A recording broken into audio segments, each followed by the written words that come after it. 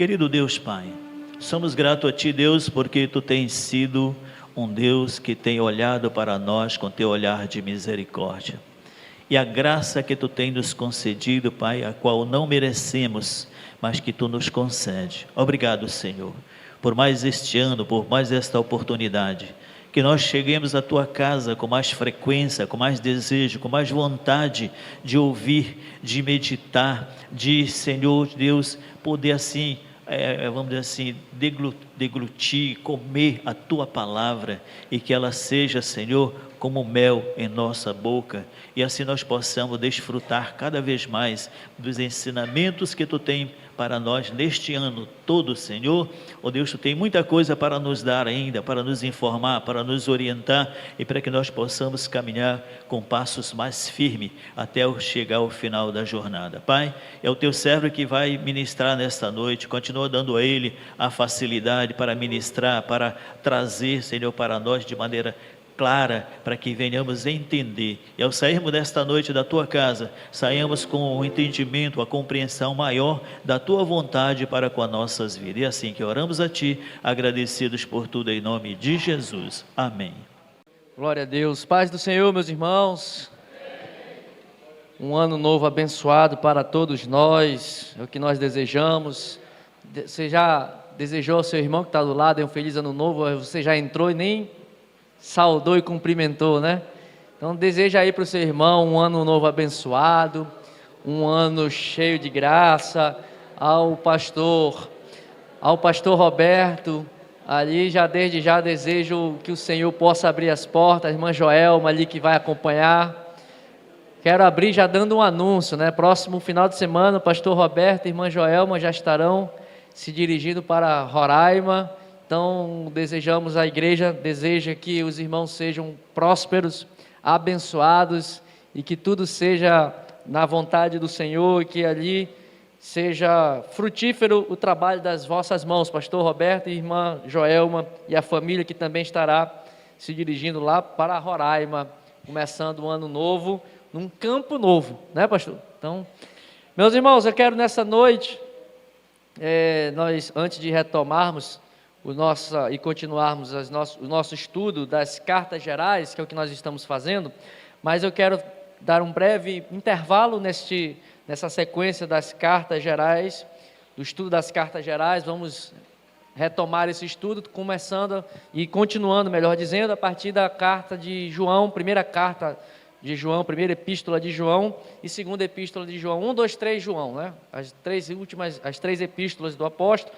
Mas antes de continuarmos o estudo das cartas gerais, quero fazer um breve parênteses para que a gente possa fazer algumas reflexões. Estamos iniciando um novo ano e dentro daquilo que a temática que a igreja propôs, que foi estabelecido pela direção da igreja, que o tema a ser tratado ao longo desse ano será cuidado, guarda a tua coroa, com base lá em Apocalipse 3, versículo 11, em que Jesus fala para a igreja de Filadélfia: venho sem demora, guarda o que tens, para que ninguém roube a tua coroa. Então com base neste versículo de Apocalipse 3:11. Então eu quero iniciar esta primeira terça-feira fazendo uma avaliação, assim como o apóstolo Paulo também está fazendo uma avaliação daquilo que ele, Paulo, considera como valioso, precioso, e aquilo que ele considera, nas palavras dele mesmo, como esterco, como algo sem valor, como aquilo que ele reputava até um determinado momento da vida dele, ele considerava algo valioso, mas quando ele encontrou uma pérola mais preciosa, como foi aquela expressão, aquela parábola que Jesus conta, daquele homem que acha uma pérola de alto valor, ele esquece todas as outras pérolas que tinha, vende todas elas para comprar e adquirir aquela que é a mais preciosa. E na parábola de Jesus é o Evangelho. Paulo também faz em um determinado momento da sua vida, e é o que ele está fazendo aqui em Filipenses capítulo 3, do versículo 7 até o final, versículo 21, ele está fazendo justamente uma avaliação da sua vida. E o título desse estudo hoje é Fazendo um Balanço da Vida. Fala para você mesmo, eu preciso fazer, diga para você mesmo, eu preciso fazer um balanço da minha vida. E avaliar o que nós estamos fazendo, o que nós temos considerado como precioso, se realmente isso que temos considerado como precioso, será que é o que verdadeiramente tem valor eterno? É o que nós vamos ver. Paulo escreve essa carta à igreja de Filipos, aos filipenses, e juntamente com a carta aos Colossenses, a carta aos Efésios e a carta a Filemon, todas essas cartas têm algo em comum. Paulo escreve elas todas quando ele está preso, quando ele está encarcerado, por conta do evangelho que ele tem pregado. O evangelho que o libertou, ao mesmo tempo o aprisionou. No entanto, as prisões que ele estava submetida tinham poder de prender a seu corpo, mas a sua alma e o seu espírito estavam livres por conta daquilo que o Senhor Jesus fez com ele. Antes de Paulo ter conhecido Jesus, antes de Paulo ter sido achado por Jesus, e eu gosto de enfatizar que a conversão de Paulo não foi Paulo que encontrou Jesus, foi Jesus quem encontrou a Paulo. Paulo não estava procurando Jesus no caminho para Damasco, Paulo estava indo perseguir a Cristo e perseguir a igreja, mas Jesus o encontrou e revelou-se a ele e transformou aquele homem que era um perseguidor, transformando em um perseguido. E é engraçado que na chamada, quando Jesus levanta fugiu o nome agora do homem, do discípulo que Jesus chamou para ir a Paulo. Ananias, obrigado. Quando Jesus levanta Ananias para ir restaurar a vida de Paulo, Ananias, não, esse daí está vindo nos perseguir, esse daí está vindo nos aprisionar, ele veio com carta do Sinédrio, com toda a autoridade, e Jesus fala para Ananias, Ananias, vai lá, porque este homem é para mim um vaso escolhido. Vaso escolhido, a gente dá glória a Deus, mas olha a continuação que ele diz, mas importa que ele sofra e aprenda a sofrer por amor do meu nome. Ele tanto me perseguiu que agora eu vou fazer ele experimentar a angústia, a dor e a aflição da perseguição que ele impôs para os outros. Ele, por amor ao meu evangelho, por amor a mim, importa que ele sofra e padeça muitas coisas por amor ao evangelho. Então Paulo foi salvo por Jesus sem jamais ter procurado a Cristo, para mostrar a graça do nosso Senhor, a salvação que o nosso Deus tem para nós, a salvação em Cristo Jesus. Nós muitas vezes nem o procurávamos, não estamos a procurar a Cristo, mas Ele, pela sua infinita graça e misericórdia, nos encontra nos valados. Será que nós já tivemos a nossa estrada de Damasco que Paulo teve? É essa avaliação que nessa noite eu quero convidar cada um de nós a fazermos. Se é que, na verdade, Paulo, inclusive nas suas cartas, a sua forma de exortar as igrejas, quando ele escreve aos Coríntios, ele sempre faz uma condicional. Vós que recebeste o Espírito Santo, vírgula, se é que vocês já foram revestidos do poder do Espírito. Ele sempre coloca essa dúvida na cabeça dos seus destinatários para saber, vocês se dizem salvos, vírgula, será que são salvos mesmos? Vocês se dizem que encontraram a Jesus, vírgula, será que realmente encontraram e viram ao Cristo glorificado? Paulo teve essa experiência, ele avaliou a sua vida aqui em Filipenses, ele está fazendo esta avaliação. E eu trago aqui uma citação de um filósofo bastante conhecido, que não é um filósofo cristão, mas é um filósofo secular, Sócrates. Ele diz que uma vida que não é examinada, não é digna de ser vivida. Um ímpio fez uma declaração que, se estivesse na Bíblia, não estaria de todo errado. Nós precisamos avaliar a nossa vida, o que nós temos feito, quais são as nossas prioridades, como nós temos agido, como nós temos nos comportado diante das circunstâncias que se apresentam diante de nós, como temos vivido. Nesta noite eu quero fazer esta avaliação com você, para que nós possamos, ao olhar a avaliação que Paulo faz, o balanço que Paulo faz da sua própria vida, que espelhando-se nele, ele inclusive diz aqui, olha, ele fala no versículo 17, irmãos, sede meus imitadores, e observai os que andam segundo o modelo que tendes em nós. Então vamos olhar e imitar Paulo nesta noite, e olhar para esse servo de Deus, que fez um balanço da sua vida e colocou aquilo que verdadeiramente tem valor no lugar devido, e aquilo que não tem valor, ele relegou e deixou para o passado. E eu quero iniciar essa avaliação, porque muitas vezes nós podemos estar vivendo as nossas vidas num sutil engano, ou estamos, ao que eu chamo nesse primeiro tópico, de estarmos sinceramente enganados. Sabe, irmãos, quem já assistiu aqui, talvez quem é mais cinéfilo, quem gosta mais de assistir filme, quem já assistiu ou pelo menos já ouviu falar de um filme chamado Matrix? Levanta a mão.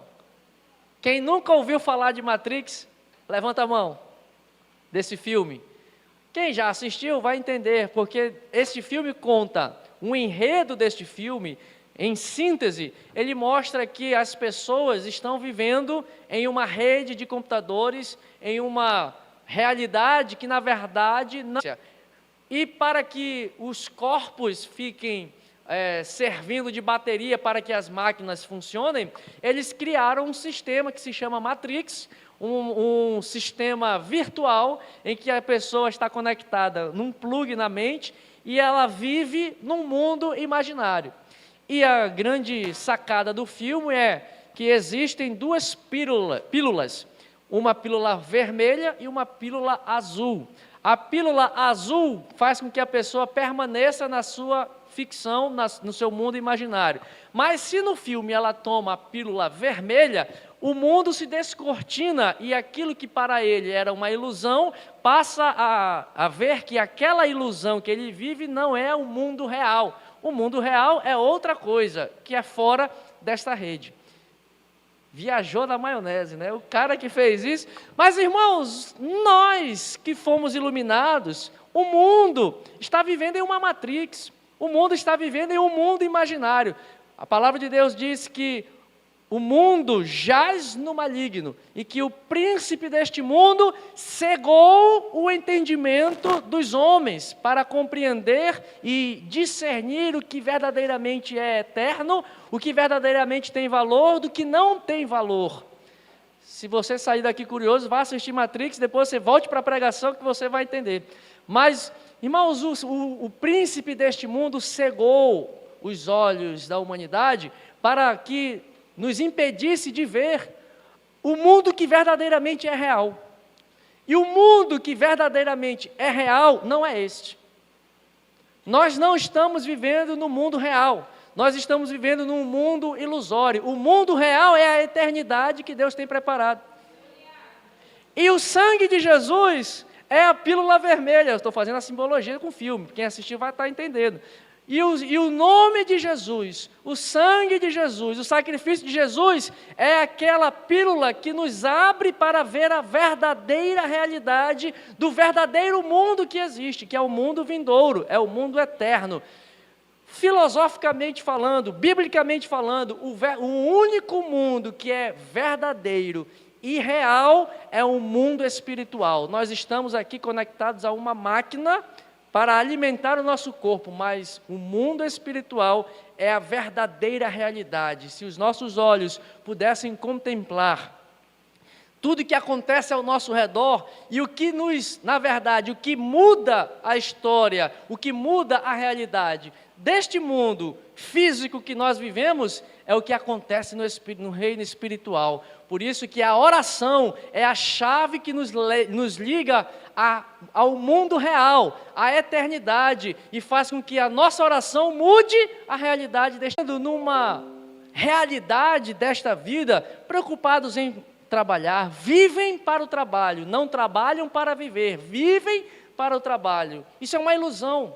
O trabalho é importante, mas não é o que deve ser o motivo e o propósito da nossa vida. Muitas pessoas vivem para a família, não é? Nós temos que viver para Cristo e a nossa família ser um lugar onde Cristo reine e brilhe em nosso meio. As pessoas vivem para alcançar riqueza, mas de que vale a riqueza se quando a morte vier, nada vai para o lado de lá? Irmão, o que não passa para a eternidade é ilusão. O que passa para a eternidade é o que verdadeiramente é real. Não sei se você está entendendo essa lógica. O que você faz que tem resultado apenas neste mundo, isso é ilusão. O trabalho é ilusão, porque quando você morrer, o que diz a palavra de Deus? Para a cova para onde tu vais, não há comércio, não há indústria, não há trabalho. Trabalho é ilusão. Por que nós vivemos para trabalhar? O trabalho é um meio para nós expressarmos a glória de Deus. Mas o que é real de verdade? Expressar a glória de Deus. Quando Paulo diz, tudo que façais, façam como se fosse para ao Senhor. Aí a pessoa vai para o trabalho, esse meu chefe é muito chato, esse meu chefe é muito isso, e trabalha para o chefe. Não, eu não trabalho para o meu chefe, eu não trabalho para o meu patrão, eu trabalho para Deus, eu trabalho para que a minha vida glorifique a Deus, não é para aquele ímpio, o meu trabalho é para o Senhor, porque a realidade real e verdadeira não é as coisas que acontecem aqui, mas é o que governa toda essa realidade. O que governa é o reino espiritual. E toda sorte de bênção. Olha só, você quer emprego, você quer uma casa, você quer um carro, você quer saúde, você quer prosperidade, amém? Quem quer isso? Isso tudo é ilusão desta vida. Mas isso tudo também Deus tem para nós. Mas aonde é que estão reservadas essas coisas? Paulo diz, porque toda sorte de bênçãos em Cristo Jesus estão reservadas para vós. Aonde? Nas regiões celestiais. Quer uma porta de emprego? Vai orar. Vai buscar no espiritual. Vai clamar a Deus. Quer ter uma mudança na família? Vai no espiritual, que é a verdadeira realidade. E lá, as coisas mudando lá, Deus muda aqui.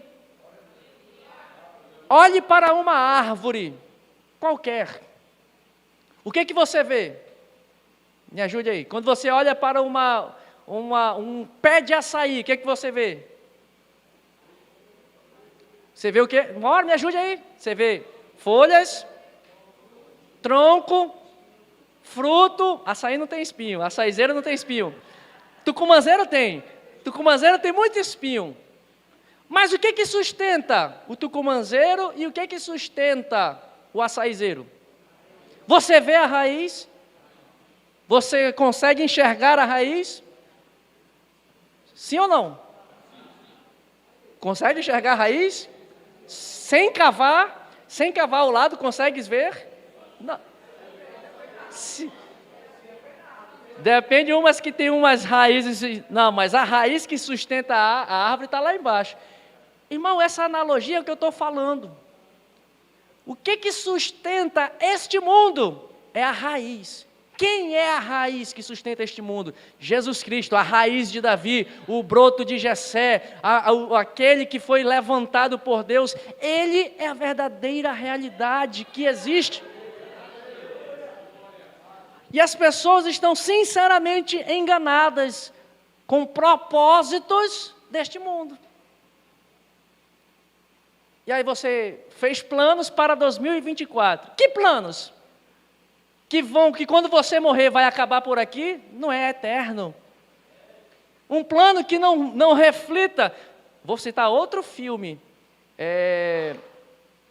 Gladiador. Já viram? Quem já viu o Gladiador? Quando o Máximos morre no final, o amigo dele vai enterrar, ele diz, olha, o que nós fazemos aqui ecoará para a eternidade. Olha que filosofia no filme. E é real. Aí a gente faz planos. Esse ano eu quero comprar um carro. Esse ano eu quero comprar uma casa. Esse ano eu quero um novo emprego. Esse ano eu quero aumentar, duplicar o meu salário. Esse ano eu quero ganhar X mil reais. Esse ano eu quero isso, esse ano eu quero aquilo.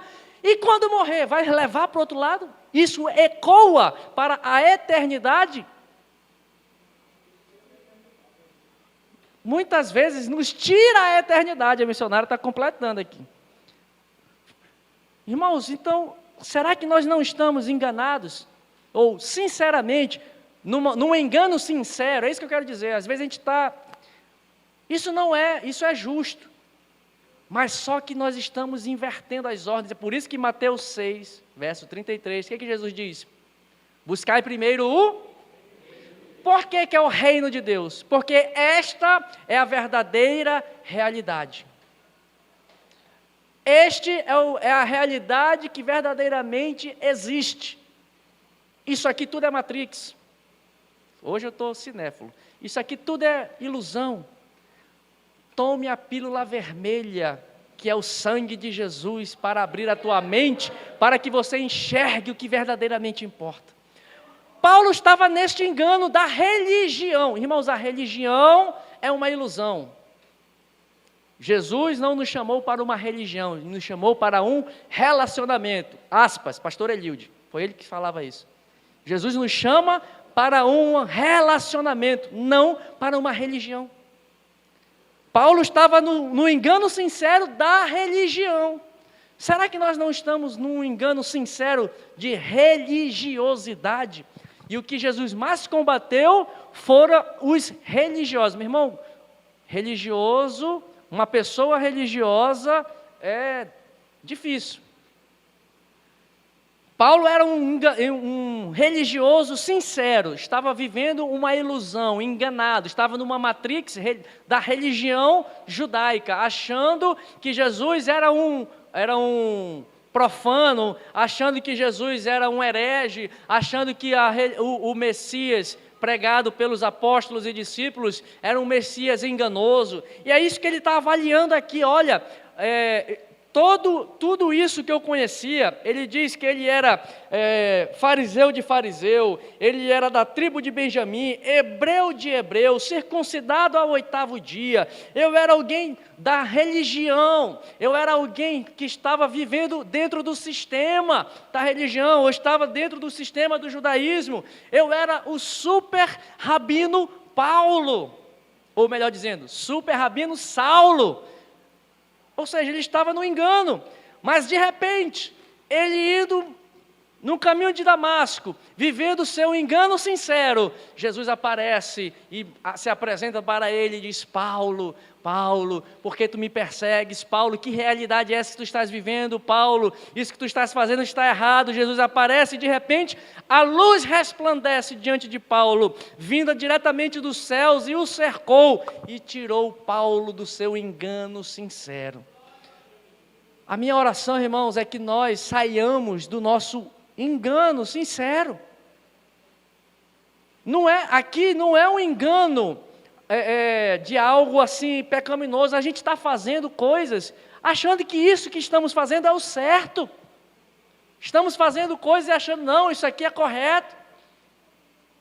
E o que nós precisamos fazer hoje é pedir que a luz desse Jesus que cercou a Paulo no caminho de Damasco nos encontre hoje e abra os nossos olhos para que possamos ver a realidade, a verdadeira realidade, aquilo que realmente existe, que é o reino de Deus. Quando Paulo se desplugou da Matrix, ele saiu dessa ilusão, dessa perseguição, aí, versículos 7 a 11 nos revelará a avaliação que ele faz, é o balanço entre perdas e ganhos, entre débito e crédito. Aqui tem uma contadora que faz esse balanço do que é considerado lucro e do que é considerado prejuízo. E Paulo faz essa avaliação nos versículos 7 ao 11, quando ele diz aqui o versículo 7, o que para mim era lucro, isto considerei por perda, por causa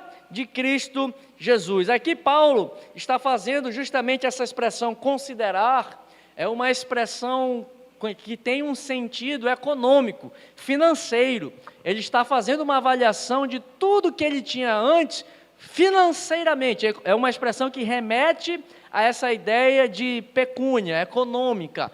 Espera aí, por isso que ele usa lucro, por isso que ele usa essa expressão, aquilo que eu considerava como lucro, como algo precioso. Paulo achava que aquela atitude de perseguir a Cristo, perseguir aqueles hereges apóstolos, perseguir aqueles que eram chamados de os do caminho, Paulo estava perseguindo também, como os crentes eram chamados em Atos, os nazarenos.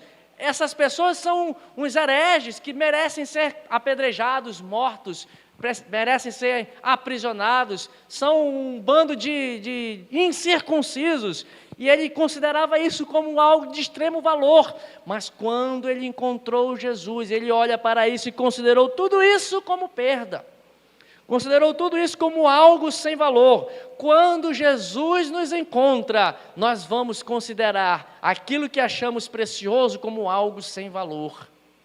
Irmãos, quantas vezes nós estamos vivendo e quando Deus nos ilumina, quando Deus abre os nossos olhos, quando nós conseguimos ver aquilo que Jesus tem para nós, quando nós conseguimos olhar aquilo que verdadeiramente tem importância, a gente para assim, como é que eu fiquei esse tempo todo vivendo desse jeito? Como eu não percebi isso antes? É como aqueles discípulos indo no caminho de Emaús.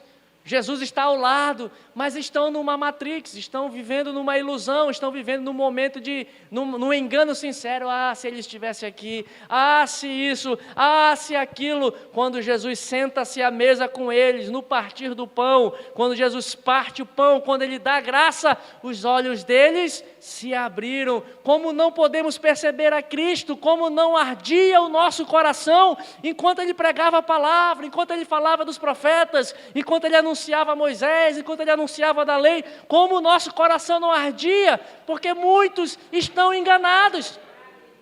Muitos de nós estamos enganados, irmãos, achando que tempo de estrada é suficiente, achando que tempo de pastorar é suficiente, tempo de crente é suficiente. Irmão, isso não vale nada.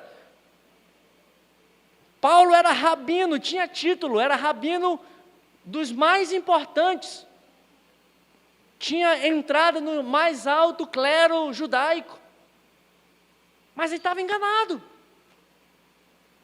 Ele estava fazendo tudo aquilo, como depois, posteriormente ele fala, estava tendo um zelo sem entendimento, sendo zeloso pelas coisas que ele achava que era a vontade de Deus, mas sem entendimento, sem compreensão, porque é preciso que haja uma revelação de Deus para nós. Irmãos, não existe pastor, não existe irmão, irmã, ninguém que possa abrir os nossos olhos, só a revelação de Cristo para iluminar o nosso entendimento, só a ação do Espírito Santo para abrir os nossos olhos, para nos mostrar o nosso engano sincero.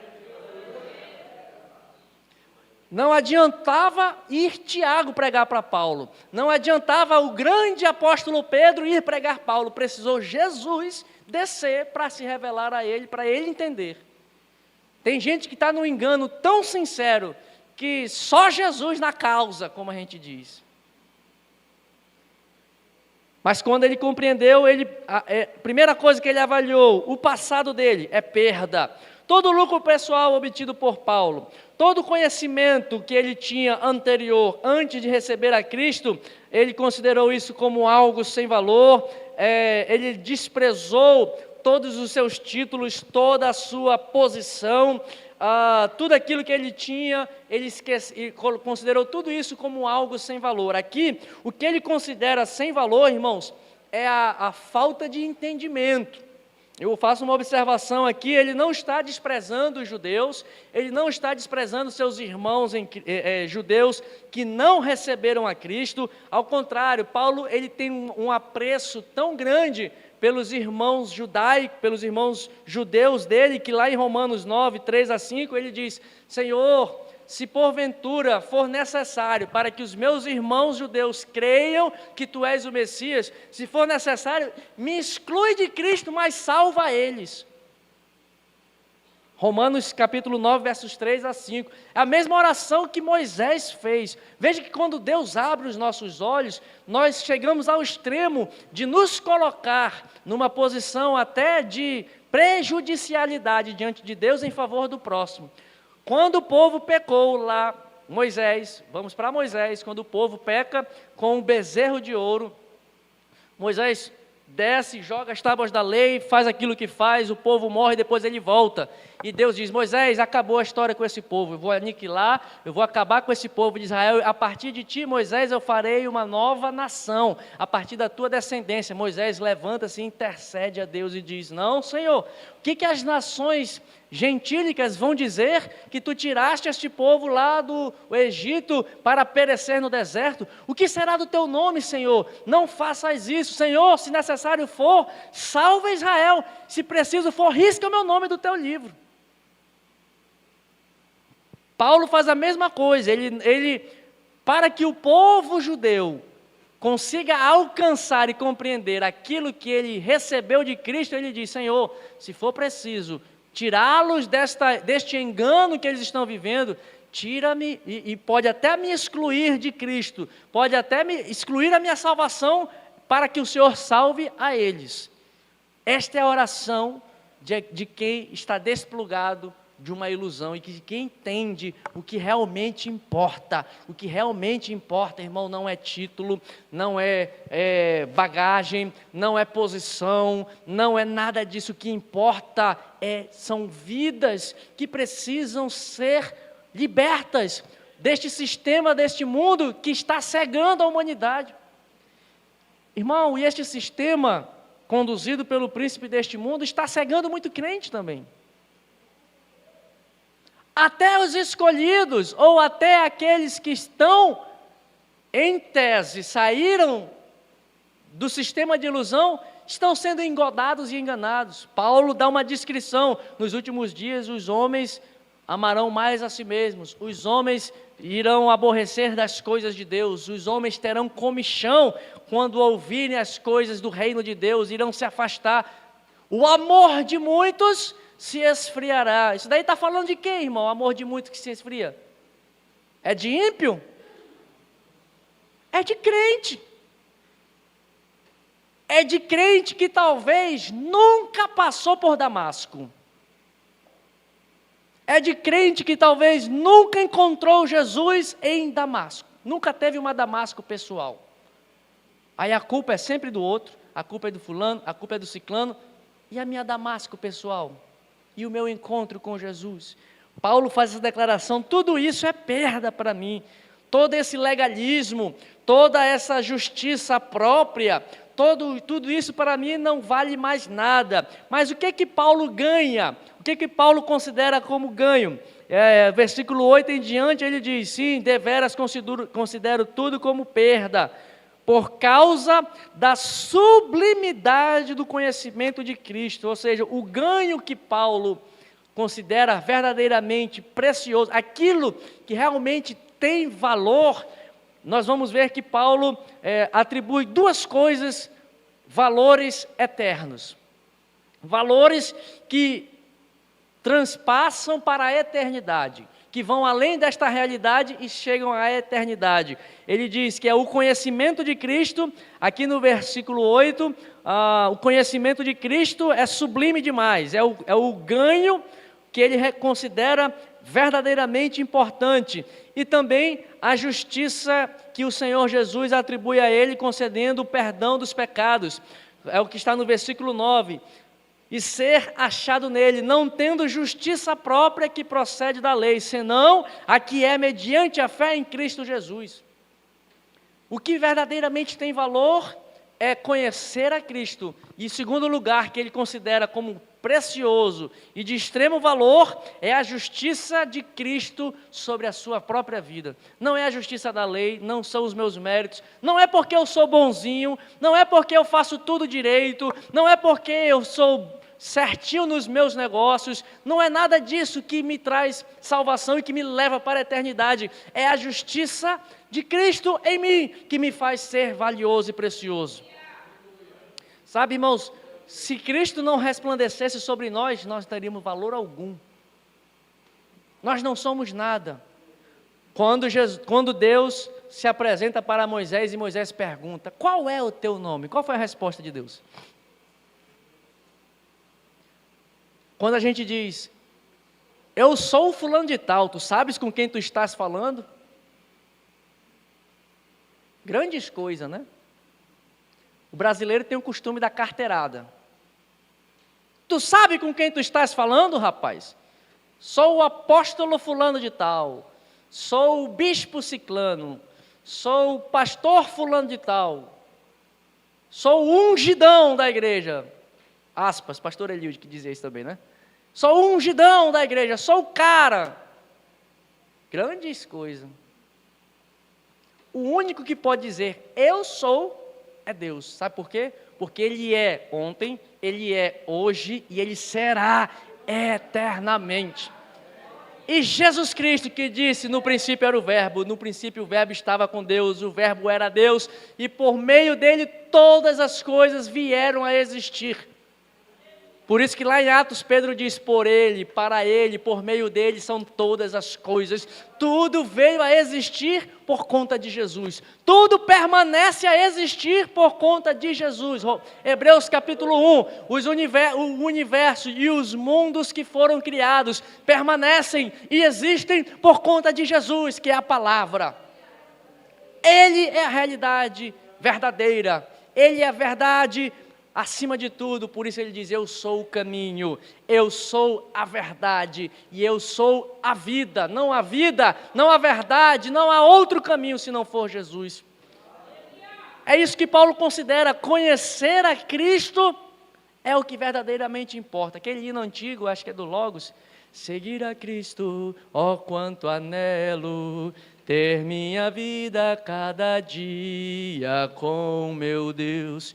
Mas quão difícil é obedecê-lo e andar aqui como Ele mesmo quer. Sou fraco, eu sei, tropeço a cada instante, mas mesmo assim, confiante estou. Quero segui-lo dentre os poucos que são teus. Oh, não permitas que o meu coração me engane tanto ao ponto de tornar-me a ser mais um na grande multidão. Os irmãos voaram aí nesse hino, né? Esse hino é antigo. Eu sou novo, mas eu sou conhecedor. Isso daí estava na fita cassete dessa senhorinha aqui, que a gente andava no carro, aquele Del Rey 80 e tal, aí tinha um pacote de fita cassete, lado A, Logos, lado B, Milad, aí tinha só ouvido no carro, só essas antiguidades aí. Mas o que Paulo diz, o conhecimento de Cristo não me faz ser mais um na grande multidão, como o louvor diz. Senhor, eu não quero te seguir como tantos te seguem na multidão. O verdadeiro conhecimento do Senhor é que importa, conhecer a Cristo é que importa. Quero seguir-te, quero conhecer-te, não como a multidão, não quero tornar-me a ser mais um iludido na ilusão da religião, na ilusão dos prazeres desta vida, não. Olha o que Paulo diz aqui, o conhecimento de Cristo é sublime, isto é que tem valor, e eu quero ser achado nele. Eu quero ser visto nele, eu quero estar nele, eu quero estar dentro com ele, participando com ele, conhecendo ele, ser confundido com ele, para que o mundo olhe para mim e não saiba se está vendo, será que esse é Cristo, será que este é o Everton? Quem é que está falando aqui? Por isso, quando Paulo diz que não viva mais eu, mas Cristo vive em mim, quando o mundo olha para Paulo, fica em dúvida, esse é Cristo ou é Paulo? É Cristo falando ou é Edmar falando? Não sei, porque já está achado nele, já está dentro com ele. Quando o profeta Eliseu, o Elias, está passando, a mulher fala, eis aí um santo homem de Deus. Ou seja, não é um profeta, não. Não foi um título que a mulher falou daquele homem, não foi um título. Homem de Deus. Veja que vem aí um profeta. Sabe por quê? Porque pastor se veste, tem uma aparência Acho que isso aí é pastor. Bota uma Bíblia debaixo do braço, bota um paletó, uma gravata da Assembleia de Deus. Bota uma camisa preta, uma camisa branca, uma calça preta, uma gravatinha fim, Universal. Pastor da Universal. Vê o camarada todo de azul, até aqui, Deus é amor. Se é pastor da Deus é amor. Não, a mulher não falou. É um profeta. Porque tinha uma escola de profeta. A mulher disse, santo homem de Deus. Porque é o conhecimento de Cristo que muda e que tem valor, irmão, não é título. Isso também vale para outras coisas. Só vou fazer as coisas para Deus se eu for consagrado tal coisa. Está sinceramente enganado. A gente faz não é para receber um título. A gente faz por amor a Cristo. A gente faz porque conhecemos um Jesus que me fez ser precioso. Eu só tenho valor porque eu estou achado nele. Eu só tenho valor porque ele me achou. Eu não tenho valor por ser filho de quem sou, por ter o título que tenho. Eu tenho valor quando eu tenho conhecimento de Cristo e quando eu sou achado nele. É isso que me traz valor. Quando aquele hino diz, você tem um valor, o seu valor não é por você, é porque o Espírito Santo se move em você. Você tem um valor, o Espírito Santo. Mas você só tem valor se o Espírito Santo se mover em você. Se você for águas paradas, se você não deixa o Espírito mover por meio de ti, se te falta o conhecimento, Lelabá, que valor você e eu temos? Se o Espírito não nos revestir, se a graça não nos envolver, se nós não formos achados em Cristo Jesus, que valor? Estar na igreja não vale de nada. Os crentes do primeiro século serviam a Deus, não era em igreja, era em tumbas, cavernas, perseguidos, e eram crentes preciosos. Neste exato momento, tem cristãos que estão servindo ao Senhor em tumbas, em cavernas, perseguidos, e são mais crentes do que todos os que frequentam domingo a domingo os nossos cultos. Sabe por quê?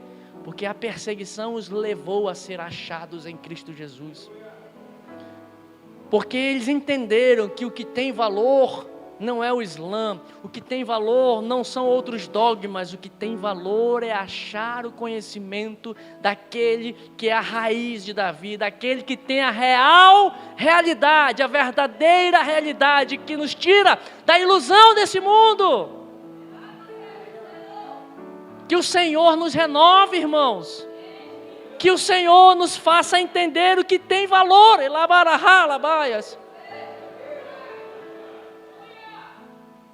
Que nesta noite as nossas balanças sejam como a balança do Senhor, não com os nossos valores, mas com os valores do reino. Não são dogmas religiosos que importam, não são nada dessas coisas, o que importa é ser achado em Cristo Jesus. E a segunda coisa que Paulo entende como precioso é a justiça de Cristo.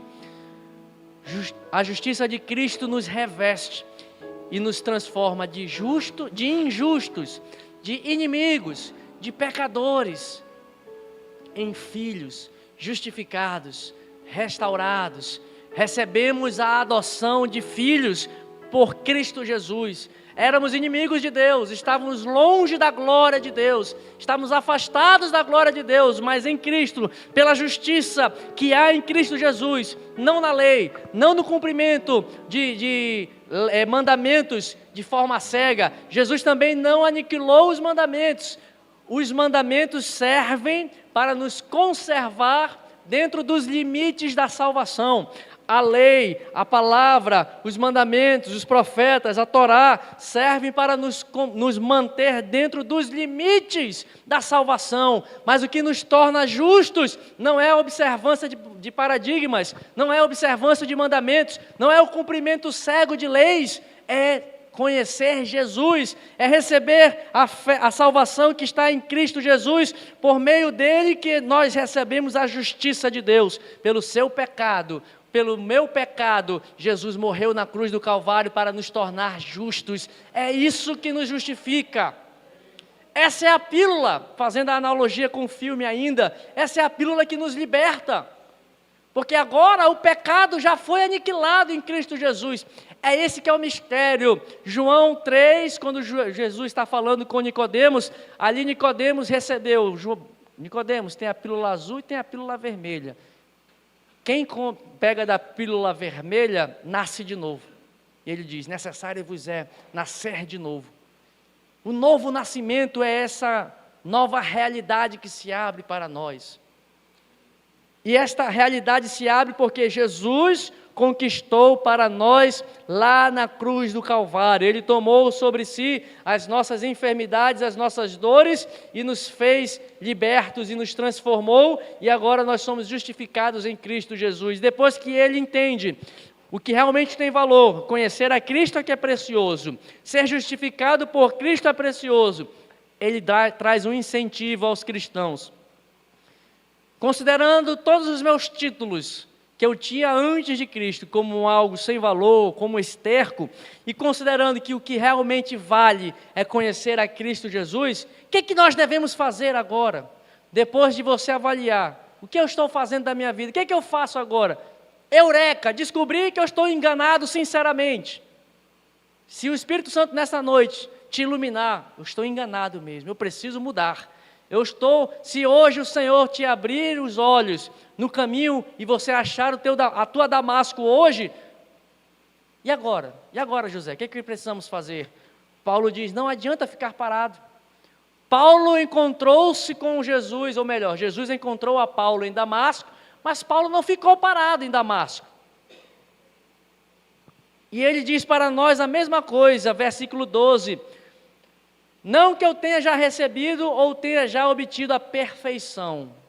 Versículo 12, eu ainda não alcancei a maturidade completa, eu ainda não entendi tudo que preciso entender em Cristo Jesus, mas eu prossigo para conquistar aquilo para o que também eu fui conquistado por Cristo Jesus. Eu prossigo, eu continuo avançando, eu continuo buscando o padrão de Cristo para viver, eu continuo procurando cada dia mais me parecer com Jesus, cada dia mais procurar aquilo que Jesus tem para mim. E ele diz, versículo 13, avançando para as coisas que estão diante de mim. Versículo 14, ele completa essa ideia, prossigo para o alvo, para o prêmio da soberana vocação de Deus em Cristo Jesus. Veja, a palavra de Paulo é, prossiga, irmão, avance, cresça, progrida, evolua, passe de nível. Já que eu estou falando linguagem cinematográfica e de videogame, está o tempo todo na fase 1, nunca passa para a fase 2, e sempre na fase 1 é game over, sempre perdendo, voltando, que nem o jogo de Mario Bros, né? Sempre morrendo e voltando para o começo, morre e volta para o começo, nunca passa para outra fase. Deixa Deus abrir os teus olhos, irmãos, prossiga, avance, prossiga para conquistar um prêmio que há para nós. A linguagem de Paulo aqui é uma linguagem atlética, de alguém que se exercita no conhecimento de Deus, é alguém que não apenas vive uma teoria, nós não conseguiremos alcançar coisas maiores em nós, se ficarmos apenas no campo da ideia, da teoria, do pensamento. A vida com Deus é uma vida de prática, a vida com Deus é uma vida de constante aprendizado por aquilo que eu faço. Fazer todo dia, não se alcança a vitória se nós ficarmos apenas ouvindo e não colocar nada em prática. Não sejamos nós ouvintes, mas praticantes da palavra. Irmão, muitos de nós estamos cheios de palavra. Não, quando eu falo essa expressão cheio, não é de sem paciência para a palavra, não. É cheio de realmente entupido de palavra. Vou usar uma expressão mais simples. Aqui tem muita gente que está entupido de palavras, cita texto bíblico. O que isso adianta? Está mudando a minha vida? Está mudando a sua vida? E o pior, tem gente que nem entupido de palavra não está, nem cheio da palavra não está. Como é que vai prosseguir se não há palavra? Errais por não conheceres as... Ele está falando isso para quem, Jesus, hein? Para gente que não conhece de nada? Para leigo? Para quem que Jesus fala isso? Você lembra? Para quem Jesus fala? Quem Jesus adverte com essa expressão? Sim ou não? Lembra ou não lembra? Ele fala para fariseu. Ele fala para gente entendida. Gente que estava cheio de palavras, no sentido de entupido de palavra, conhecimento de tudo. Mas Jesus diz para eles: vocês não conhecem a palavra. Vocês estão errando porque vocês não conhecem o Deus da palavra. Porque vocês não conhecem o Cristo da palavra. Vocês não conhecem o Verbo que se fez carne. Porque vocês não conhecem aquele que estava no princípio. Porque vocês não conhecem aquele pelo qual todas as coisas foram criadas. Vocês não conhecem aquele que é a palavra de Deus. E disse Deus: haja luz, e a luz existiu. E disse Deus que haja animais nas águas, e as animais existiram. E tudo isso foi Jesus falando, Deus falando e Jesus fazendo. Errais, porque não está achado nele. Não tem conhecimento de Cristo. Ah, irmão, que palavra dura essa que Jesus falou para esses homens. Mas será? Vamos avaliar a nós mesmos que nós não estamos desse jeito? Vivendo uma teoria, vivendo uma realidade apenas da palavra nas páginas da Bíblia. Precisamos colocar a palavra nas páginas do nosso coração. Por isso que o salmista diz: guardei tua palavra no meu coração para não pecar contra ti. Irmão, o que tem valor para nós? Qual é o prêmio que nós estamos perseguindo? Paulo conheceu o que realmente vale a pena. Conhecimento de Cristo é o que importa. Ser justificado por Cristo é o que importa. E agora eu prossigo para conquistar o prêmio que está em Cristo Jesus preparado para mim. Eu continuo avançando para ver o que realmente existe lá. Paulo, escrevendo aos Coríntios, dentro dessa ideia, ele diz: hoje eu vejo Jesus como por um espelho, mas um dia, eu o verei como ele é de verdade, a realidade verdadeira de Jesus. Paulo diz: eu prossigo para este alvo. Isso é que tem valor. Precisamos nesta noite, irmãos, fazer uma avaliação das nossas vidas. O que tem valor? Não há paz se não estivermos em Cristo Jesus. Não há alegria verdadeira se não for em Jesus. Não há prosperidade se estivermos fora de Jesus. Não há propósito nenhum nesta vida se for fora de Jesus. Não há salvação se for fora de Jesus. Mas em Cristo, todas as riquezas nas regiões celestiais estão preparadas para as nossas vidas. Fique de pé, meu irmão, por gentileza. E eu quero orar nesta noite com você.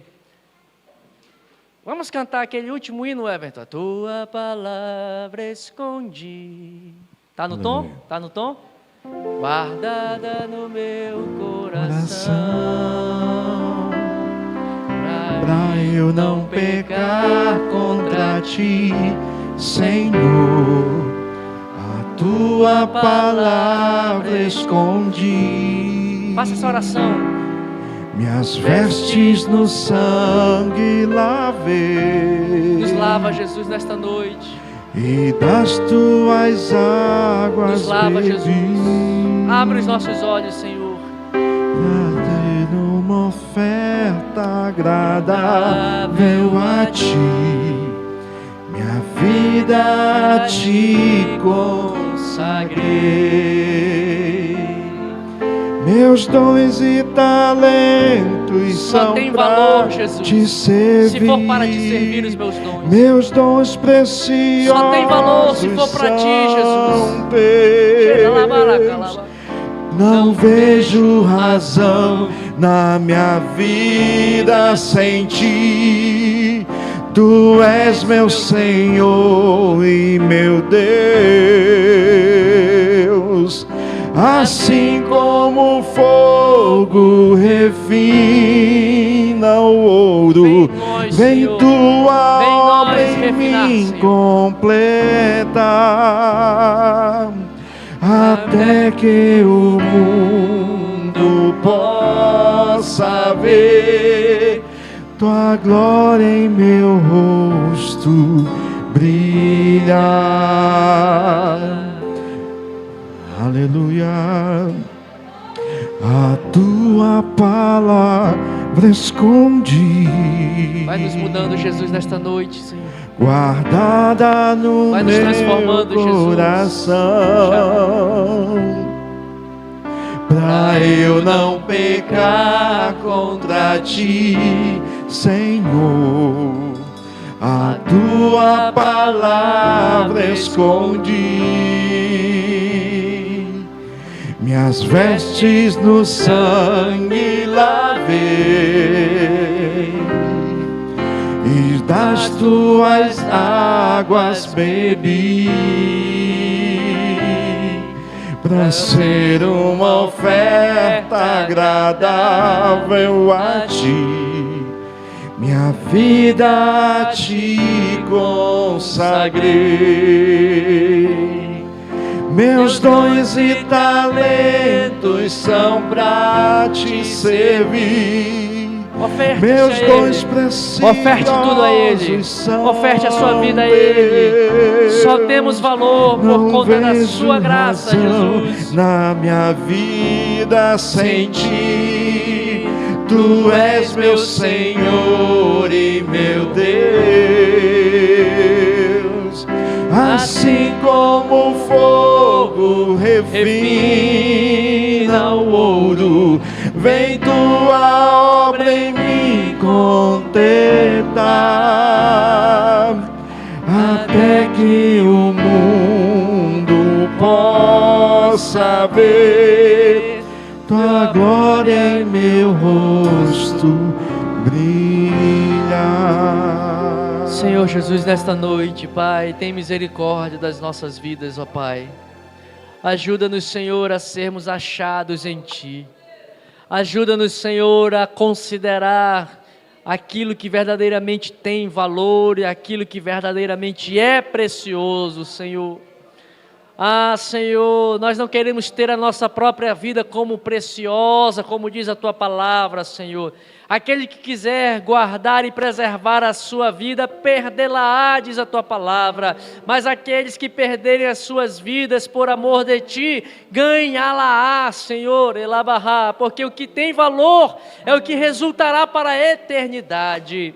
Senhor, nos ajuda a fazer planos e propósitos que envolvam a eternidade, Senhor.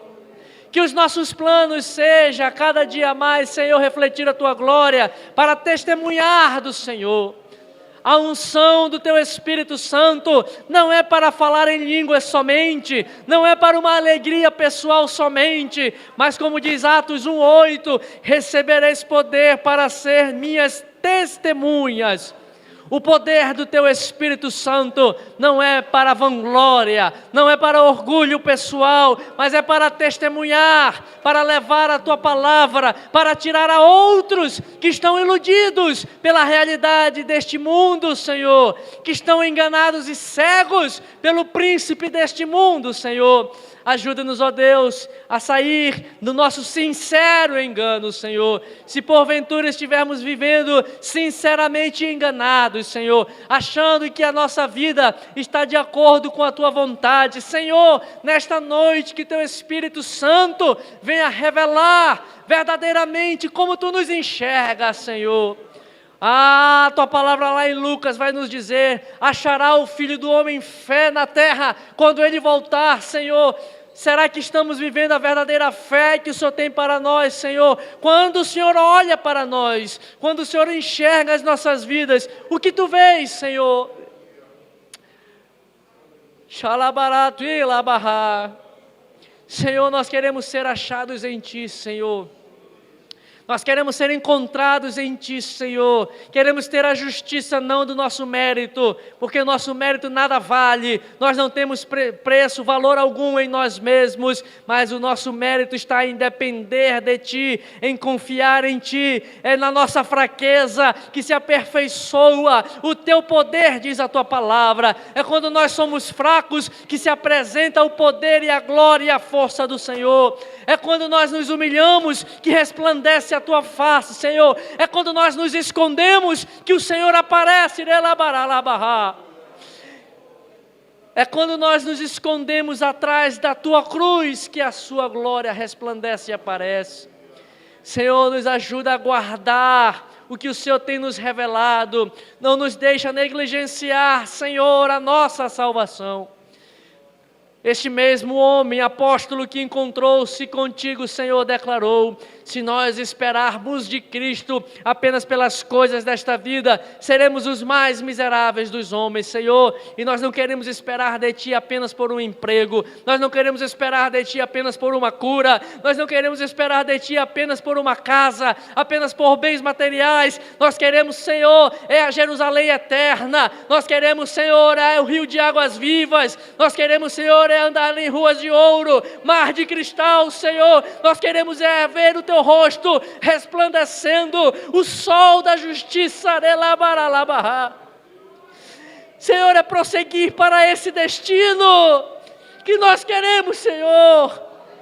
Aviva-nos, Senhor. Senhor, nós queremos relegar tudo como sem valor. Títulos, posições, Senhor, tudo isso não vale de nada, Senhor, se nós não conhecermos a Ti, Jesus. Nos acha, Senhor, nos encontra, acha, Senhor, acha-nos, Senhor, na nossa Damasco pessoal, acha-nos e nos encontre, Jesus. Precisamos de Ti, os dias são maus, os dias são difíceis. Nós não queremos ser contados e encontrados entre aqueles que o amor esfriou, Senhor. Desperta a Tua igreja, Senhor. Desperta o Teu povo, Jesus. Aviva-nos, Senhor. Aviva a Tua obra no decorrer dos dias, Senhor. Aviva o Teu povo, Jesus. Renova a nossa fé. Torna a dar alegria da Tua salvação, Jesus.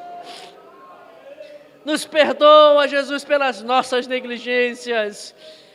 Senhor, nós queremos dar valor àquilo que verdadeiramente é valoroso e precioso. Nos ajuda, Senhor, a ver que a eternidade, Senhor, é a verdadeira realidade. Nos conecta a esta raiz, Senhor, que és Tu, Jesus. Que nos descortina, que nos mostra, que nos faz ver as belezas e as glórias do mundo vindouro. E como o escritor aos Hebreus diz, que nós já podemos experimentar hoje, nesta realidade, nesta terra, as belezas, as glórias deste mundo vindouro. Leva o Teu povo a experimentar isso, Jesus. Nos levanta, Jesus. Sacode as nossas vidas, Senhor.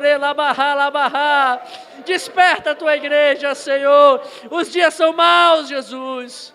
Saiamos nós, Senhor, das nossas picuinhas. Saiamos nós, Senhor, do nosso engano. E nos acha, Senhor. Nós Te pedimos, Pai, vem conosco, Senhor. Ajuda-nos. Dá-nos um ano de bênção, dá-nos um ano de muito conhecimento do Senhor, mas não um conhecimento teórico, mas experiências contigo, Jesus. Um ano de experimentar a Tua provisão, um ano de experimentar portas abertas, porque sei que tu és fraco, disse o Senhor lá em Apocalipse 3, sei que tu tens pouca força, mas há diante de ti uma porta aberta, o Senhor declarou para a igreja de Filadélfia. Há uma porta aberta para nós, Senhor, uma porta do Evangelho aberta, para anunciar a Tua palavra, para anunciar a realidade real, Senhor, para anunciar o que verdadeiramente importa, a Tua palavra, o Teu reino. Venha a nós, Senhor, venha a nós, o Teu reino, venha a nós, Senhor, o Teu reino, venha a nós, o Teu reino, seja feita a Tua vontade, Senhor, nas nossas vidas, na nossa igreja, na nossa família, onde estivermos, Senhor, que seja feita a Tua vontade, Senhor, nos ajuda, Senhor, é o que eu te peço, em nome de Jesus, Pai, em nome de Jesus, amém, Senhor, amém. Deus abençoe os irmãos.